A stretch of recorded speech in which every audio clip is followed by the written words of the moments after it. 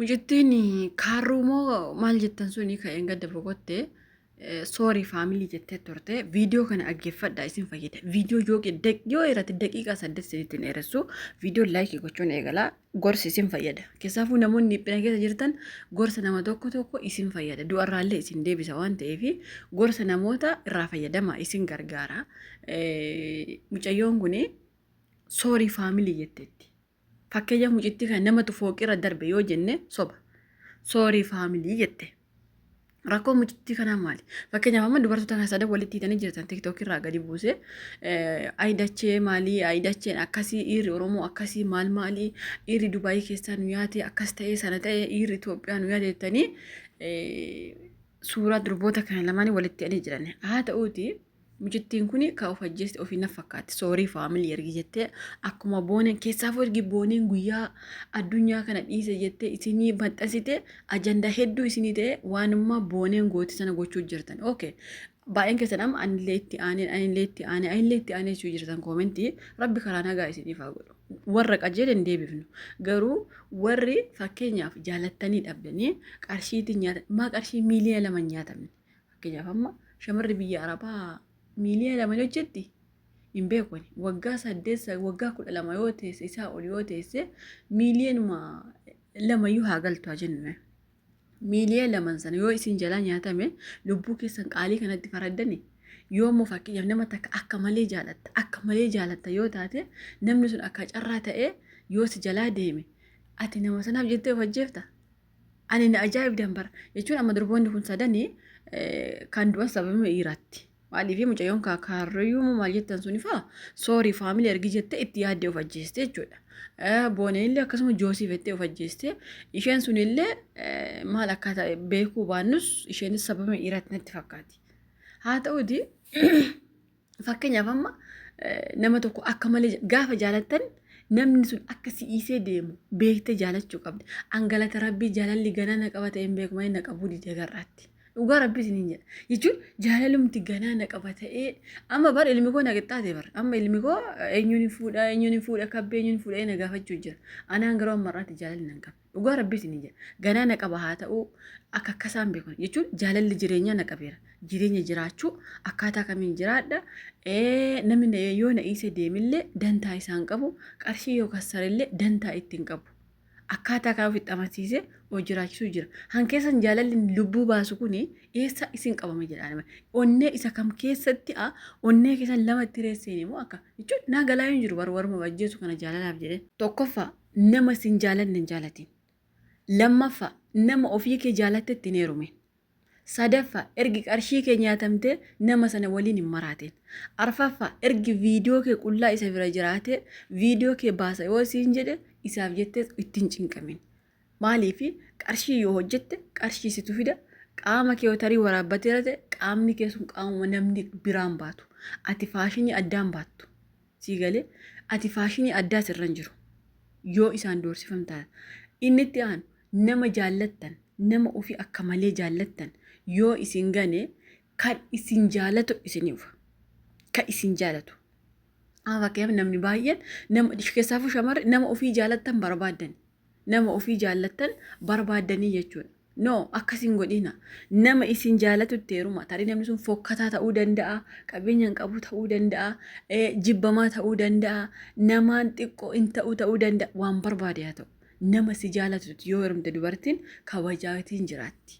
Amma fakkeenyaaf booneef yoo fakkeenyaaf fudhanne joosii irra gangalatti joosii koo'etti garaa koo na sukkuumiyyatti gurbaan sun garuu guyyaa tokko keessa yaa jaalallee koo isaa jedhu viidiyoo sanaa fida hin jedhu. Isayyuu isheen kadhattee kadhaa meeqaatiin umarratti yookaan na hungadhu yoo jettee ganaa boosseefaa dhungata. Isinii galee kana jechuun ofii ishee jaalatte. Nama tokko ofii yoo jaalattan nama sanatti hin heerumina garuu laayivii yeroo waliin dabarsaa. Dhugaa rabbii isinii jedha. Namni ati ofii jaallatte itti heerumte. Guyyaa tokko si ganee deemuunsa waan himan oolle. Sin jaalatu taanaan. Sababiinsa inni onneensa ganaa banama. Ka jaalatu fuudha ganaa. Ka ofii jaallatu ganaa fuudha jechuudha. Si jaalate malee inni sin jaalanne. Si galee qarshiillee akkasuma yoo kassarte qarshiillee situ hojjetee fida biibti. Situ fida. Har'ati miiliyoona yoo kassarte ati bor biiliyoona. Dhugaa rabbii isinii jedha bara. Qarshii akka barbaaddanii hojjettanii fiddanii. Harka fayyaa luka fayyaa. ijji kee fayyaa sammuun kee fayyaa taanaan borga nama fidda. Dhiirrillee kas jaalatu sii dhufa. Sitii gali. Waanummaa xiqqoo waanummaa xixiqqishuuf jettanii waanummaa har'a darbuuf jettanii eenyuun duute bakka duute sana boqonnaa achi jira jedhee eenyuun ashaaraa kaasee bakka sana isinii fide. Mee nuu fidaa mee kaartaa pilaanii achi jiru sana nuu fidaa. Yoon du'e anaaf boqonnaa addunyaa argumannaa anaaf boqonnaa osoo duuti boqonnaa ta'e ilmi namaa ka gubatee jiraatu kuni addunyaa kanarratti hin gubatu beeki. Biiliyoona meeqa of ajjeesaa oola sira. Kanummaa daqiiqaa tokko aariin sinirraa darbuuf jettanii fuutanii qoricha dhuguu fooqirraa of darbuu finyoo ofii diruu maalin jedhaani bar jaala akkam jechuun faaraa bakka faaraa warra akkasii akka faaraa wayii tokkotti ilaala. Keessaafuu shamarri haftanii warri sokkan nu dhagahanii warri haftan gaafa duutan ilmi namaa kamuu akka isinii miidiyaa isaa guddifatu beekadha. Namni kamuu si miidiyaa ofii guddifatee ittiin qarshiisa nyaata malee ati dantaa kee luka dhaabde. Anama fakkeenyaaf intala kana irraa borbichaa caalaa na farsu hin dhiisa ajandaa biraa deemeen barbaadadha.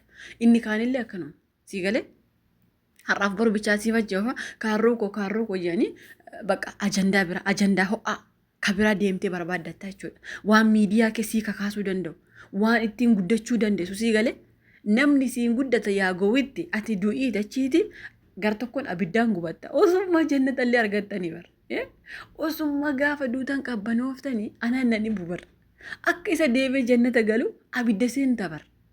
Mee abidda achi obsuu keemoo tarii jechuudha kaafira amantaa warra hin beekne bar warra ajjeesu kuni waa'ee amantaa warra hin beekne bar. Amantaan kamiyyuu of ajjeesi ka jedhu hin jiru. Si galee waa'ee amantaa warra hin beekne warra ajjeesan kun maqaaf Iyesuus jecha maqaaf bismillaa jecha bakka injiraa mire amantaa akka amantaa isaatti ilmi namaa hin qabaa mire garuu amantaa sana maal akka ta'e gaafa duute maaltu bakka sana akka jiru nama gadi fageenyaan hin beeknetu morma isaa kanatti yookaan alba yookaan fooqirraa darba lubbuu isaa kana baasaa jiru. Maaliif hin beeku ka maaltu akka jiru quraanaan qara'u wangeelan dubbisu eenyu jannata gala eenyu azaaba gala taa'een dubbisu fedhu tiktookii isaarra sirba fedhu nama arrabsaa gaafa achi aariin isa qabattee immoo fuudhee lubbuu isaa kana sillit godha. Maaliif hin beeku ka maaltu akka bakka sana jiru. Sinii galee maaltu bakka sana akka jiru hin beeku.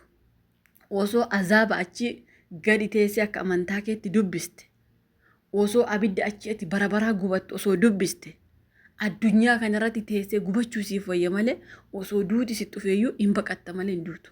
Kanaafuu ijoolleen keenya waanuma xixiqqoof jettanii lubbuu keessan barabaraa hin gubina.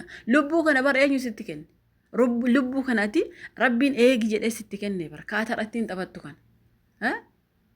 Har'a ati foon kee fuutee lafa gacca faccafta garuu lubbuu kana kabaaste itti gaafatamta bira. Amma ijoolleen sadan duute kun itti gaafatamti lubbuu ofitti. Waanummaa qaldii wayii isin ittiin fakkaatin. Maaliif sadan sheeyyoo irraa fettee duute waan ta'eef. Sinii galee kanaaf waan barbaaddan yoo kassartan waan barbaaddan yoo abdan jireenyi yoo isinitti dhiphate addunyaan kun yoo isinitti dhiphate ilmi namaa kamuu gammachuun hin jiraatu yaa ijoollee keenya. Hundi namaa gubata mataa ofii qaba. Ilmi namaa kan osoo qulfii qabaatee garaa isaa sammuu isaa bantee ilaalte uffannaa namaa ilaaltanii anaaf hin darbu ana akkasii sana jettan malee ilmi namaa kamuu gubatee jiraata. Addunyaan kun nama takka nama qabbaneessitu hin qabdu. Dhugaa rabbi namni takka addunyaa kanarra namni boqotee darbe hin jiru. Hundi gubatee jiraata. Hundi lubbuu isaa karaa baasu dhabeetu rakkatee jiraata. Kanaafuu obsa qabaadha ijoollee keenya.